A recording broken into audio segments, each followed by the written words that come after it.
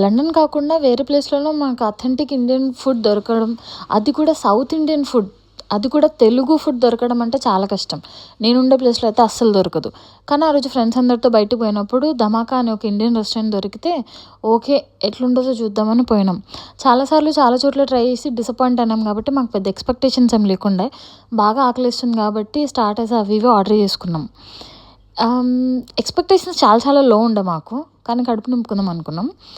ఇది వచ్చేసి soup, veg soup, ఏం లేదు, ముద్దపప్పులో కొంచెం నీళ్ళు వేసి కొత్తిమీర వేసి ఇచ్చాడు వితౌట్ తాలింపు. ఈ మొహటో టేస్ట్ బాగుండే.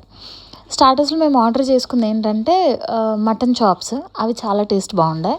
ఇది చికెన్ స్టార్టర్, ఇది కూడా బాగుండే. కాకపోతే మేము ఎక్స్ట్రా స్పైసీ అని చెప్పినా కూడా వాడు తీయగానే చేశాడు.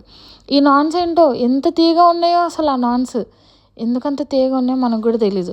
కానీ మేము ఆ రోజు ఫుల్ ఆకలితో ఉన్నాం కాబట్టి తిన్నాము.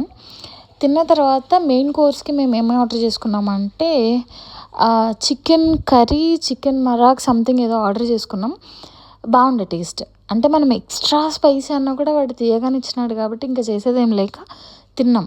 కానీ మిగతా వాటితో పోలిస్తే డిసప్పాయింట్ అయితే అవ్వలేదు. అని తినేసిన తర్వాత ఇది కాంప్లిమెంటరీగా ఇది ఇచ్చారు. 100 పౌండ్లు బిల్ అయింది. అంతే ఫ్రెండ్స్, బాయ్.